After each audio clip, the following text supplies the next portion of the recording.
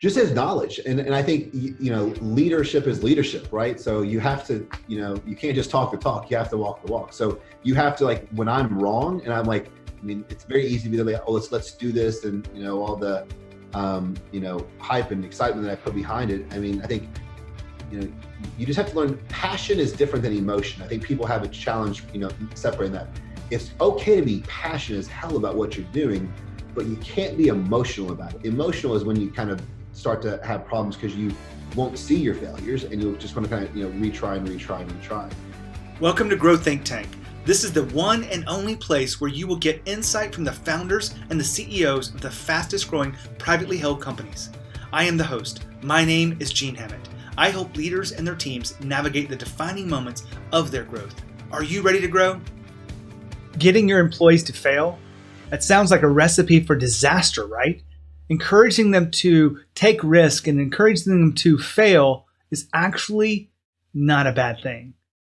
I hear this all the time about companies that want to grow fast, but they're afraid to take the risk at the leadership level. So how are the people are able to take risks that they need to with the projects, with serving clients, with marketing, with sales?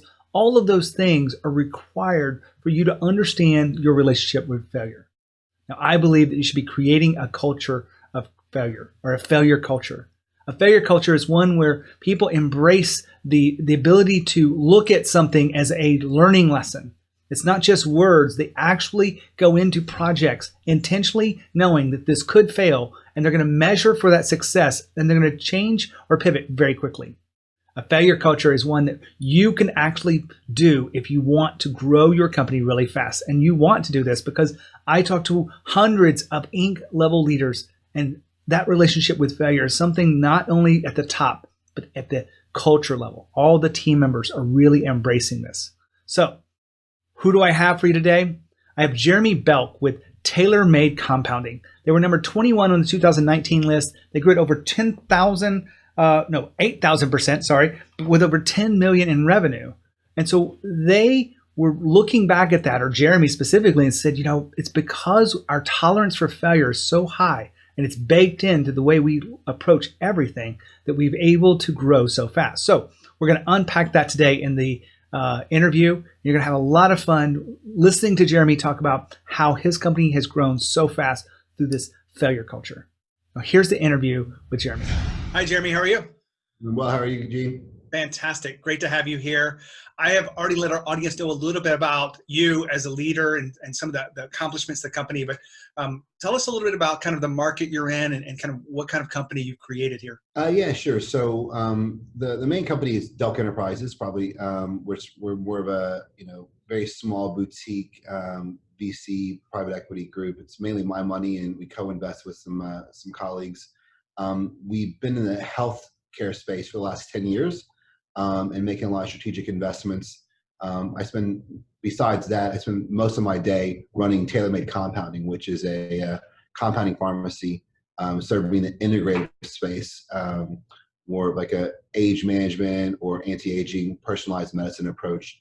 We're a cash pay pharmacy in Lexington, Kentucky. Well, and you've made some tremendous growth over the last few years. You just made the Inc. list, number 21, right? 2019? Yeah, 21 and on the list, and number 4 in healthcare. So something we're really, really excited and proud about. And we're still going. Those are showing numbers from last year. So it's 2018. We posted 10 million. And that same growth will probably be a similar spot next year. We'll hit 25 million for sure this year, possibly 30 million. So it's been fun. Trying to keep the wheels on is another challenge, but it's been a lot of fun. Well, that's one reason why I have you here, because people tuning in are people that are growing last or want to grow fast, and they're trying to looking down the road. So you've been through quite a bit of this. Other than just the sheer growth numbers, which come with revenue and whatnot, what are the things that you're really proud of when it comes to this company? Yeah, there's a lot. I mean, I think the first and foremost, I think a lot of people, realize that healthcare is just truly broken. And that's much more than, a tagline for, a political candidate to kind of say healthcare is really, really broken. And there's so much of a gap of what we understand and think about healthcare. So what we do in the market we serve are physicians who really want to help fix that and take this, well care approach of integrated medicine, looking at you as a patient, Gene, and spending an hour with you to understand where your history is, what your goals are, et cetera, as opposed to the old model, which is the sick care model, where because of insurance reimbursements and how things are situated, they can spend 3 or 4 minutes. So they're not really able, it's impossible to give effective care that's really going to work. So that's probably the biggest component, that we're able to have a very small role in helping a lot of people get well and stay well. And then I think the team, right? I mean, the team that we've built, we've got a young, growing, vibrant team. It's a lot of fun. We've got a really cool culture. It's chaotic, but I think that's kind of what makes it special. So that's always fun as well, like kind of seeing those and celebrating those victories with the team. How big is the team, Jeremy? So I couldn't tell you exactly right now, but we're probably 70 something, 75 or so in the Tailor Made business. So it's a big enough team where you've got culture that's kind of running through this. And we talked last week about, the culture and what makes you guys grow so fast. You've embraced failure in a different way. Tell me about why that's important for you as a leader. Well, it's important, and we spend a bunch of money and time on doing it because we have to. I think people are ingrained, in my opinion, the wrong way. I mean, you raise your kids a certain way, whatever. I mean, failure is thought to be, it's a bad thing. Right? I want to do better. I want to fail. And I think, I got some advice from a mentor when I was younger. He told me that I didn't deserve to have any money in the bank until I was 30 years old.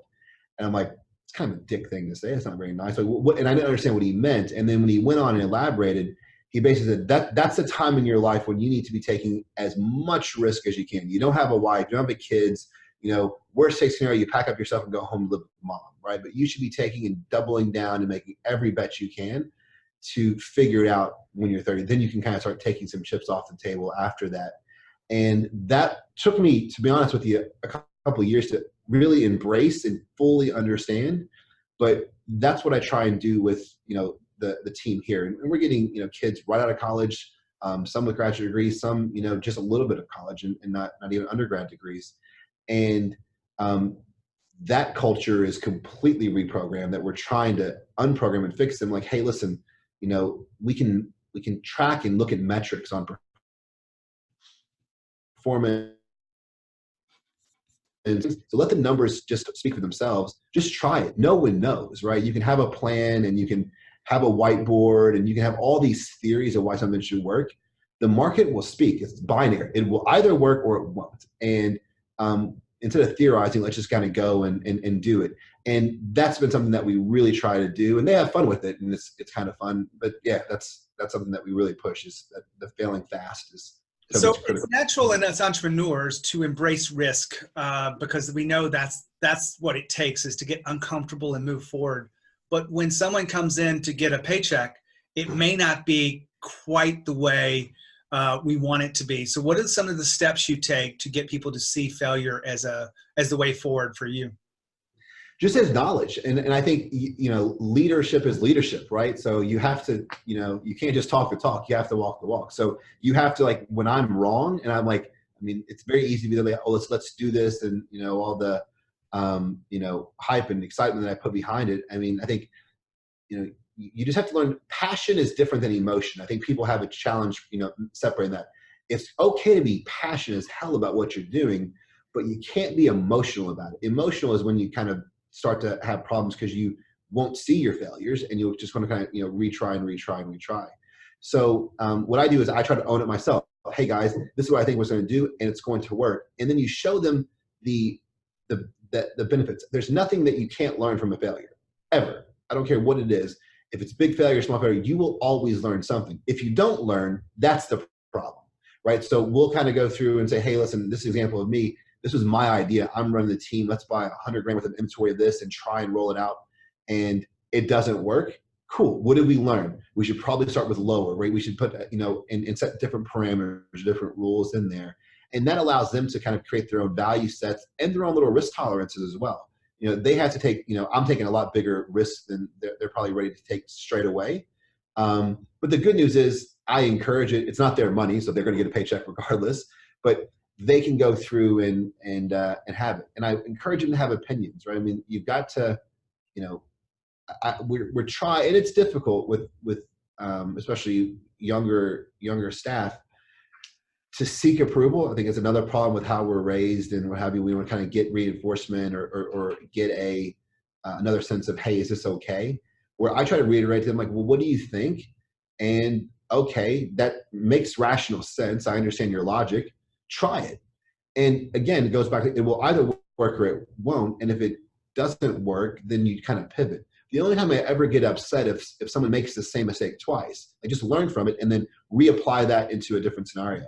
And I think when they see that and they see that it's a safe place to do it, it's good. And when you can see, like, no one knows everything, right? I think that's the biggest piece. Like, don't come to me with all the answers because I don't have them either. I've got more experience maybe, and I've made some of the same mistakes, but no one has all the answers. You just have to kind of try it. Just previously, Jeremy was talking about walk the walk, right? You've got to lead by example.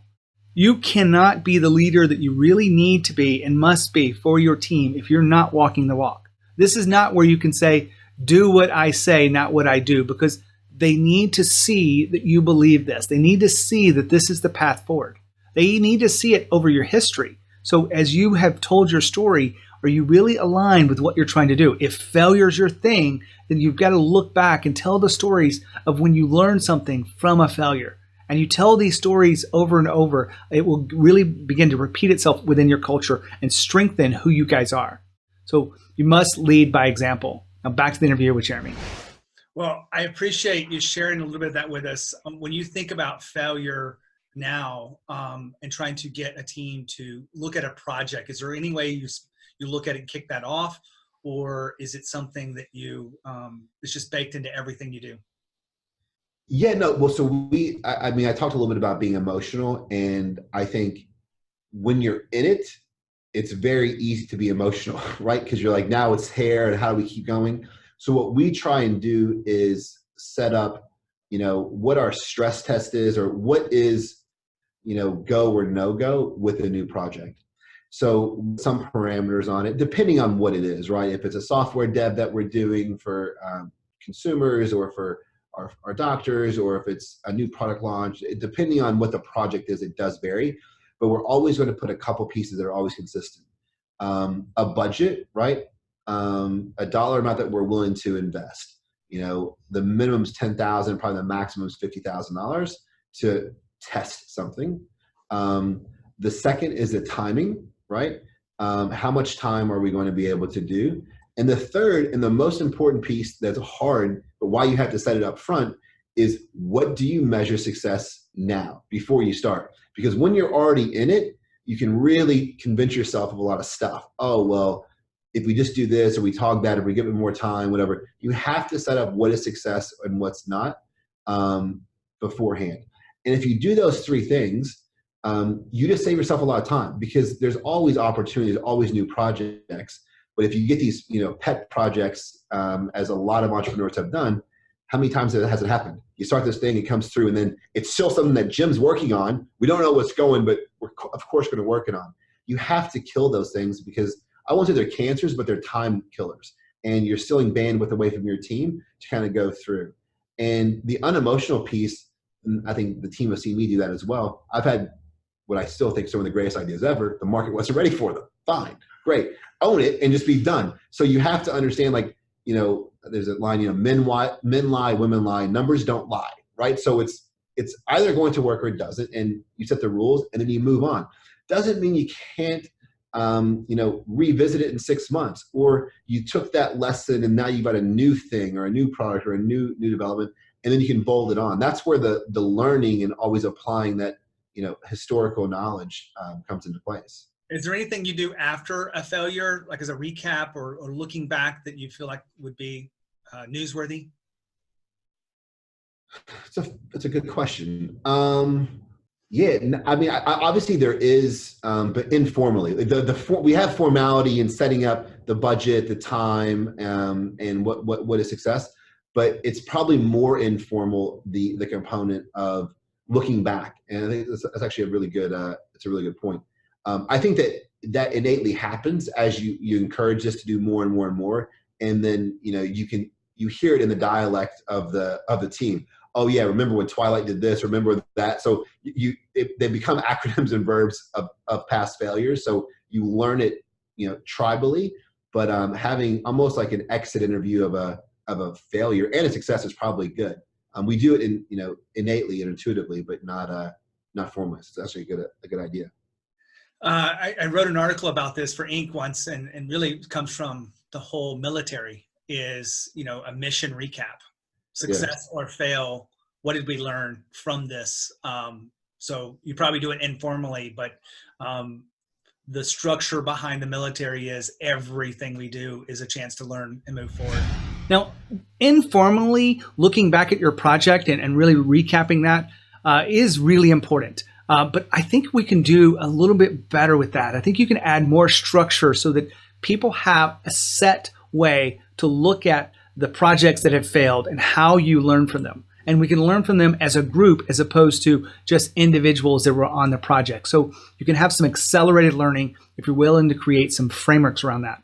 One of the things one of my teams did is after every project, good or bad, they were able to create that mission recap, and they were able to store that learning inside a knowledge base so that other people could go look at it. They could go back and look at details of what happened, what didn't happen. And that really does provide a framework for you to move forward. It allows the team to come together, to learn together, and it really does add more value to you. So back to the interview with Jeremy. Yes. Speaking of that, Jeremy, you've baked this into the culture. Like this is something that has allowed you guys to grow fast.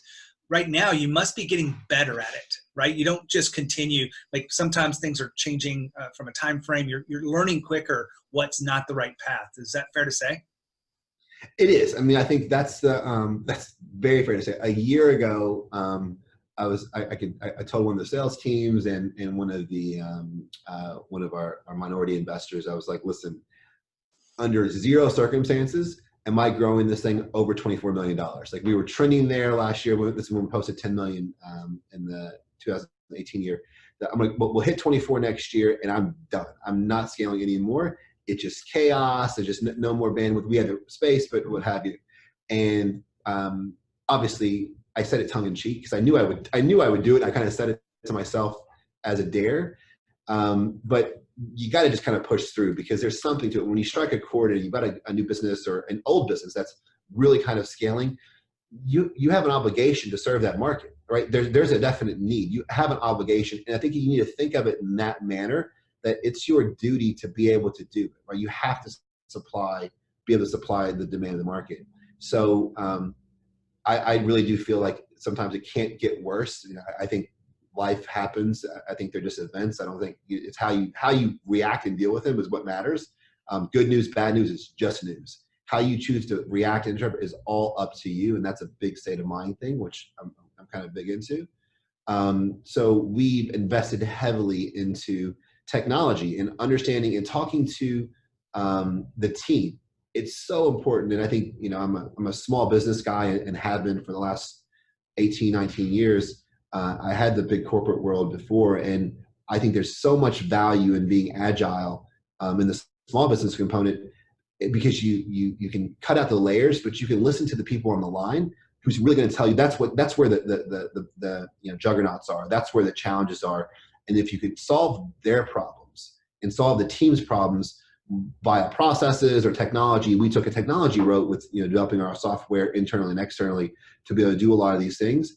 Then we can do twice the revenue that we did a year ago, and it's quiet. So we've got bandwidth to double again. So we post 50, 60 million next year. So just push through. And if you're stressed about having too much business, it's a good stress to have. It's better than the alternative. So figure it out and step back. Relook at things. How can you look at something a different way? There's a lot of value that. I mean, you would have used analogy a lot. Working in the business and on the business are two different things.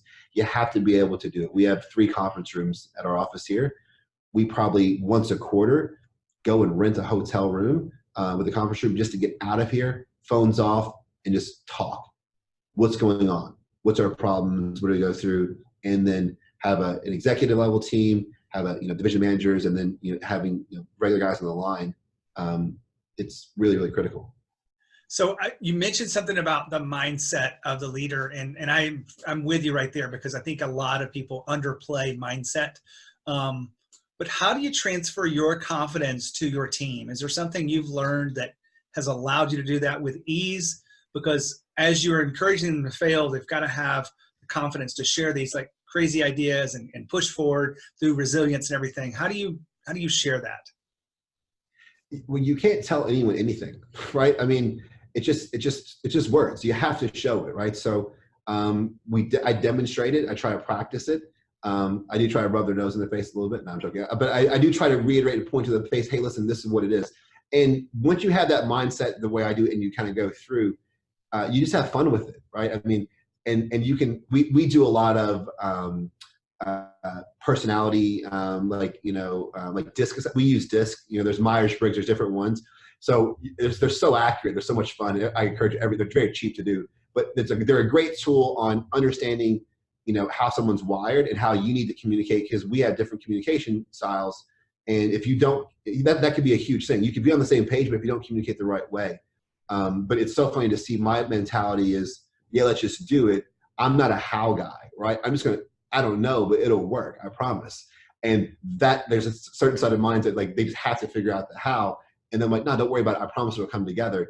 You do that enough times, they believe you. And because you've demonstrated. So like I can talk about it in theory and show them, but just showing them that creates this level of confidence in the team and me and themselves, that you just kind of go do it and have fun and laugh about the failures. I mean, that's the thing. You can't get upset about it. And that's why, I'm a big person about fail fast. Not only do I encourage, learning from failure, but don't waste your time. That's why we set up those rules before. Just be done. Set up a time period. You should be able to know. Like if you have a budget, that's easy to set.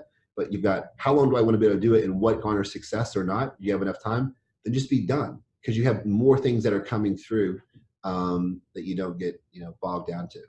Just a quick answer here. Is there anything you use to set up those time parameters, or is it every project has completely different kind of? So it's every project is pretty different. I mean, we own a digital media business as well. Those are easy. So our recipe is basically $10,000. We put $10,000 into whatever the test product is. And then we will do like usually 3 months. We try to, our models, I mean, where there's a lot of people in digital media, but we try to, spend at least $20,000 or $30,000 in ad spend the first month, and hopefully get a chunk of that. So we'll lose money. Second month, we'll hopefully break even. And by third month, we'll see what kind of scale we're getting, and we'll see reorders and returns. And then that will kind of say, all right, that's a goer. And I'll try and scale it up to a few $100,000 a month in spend.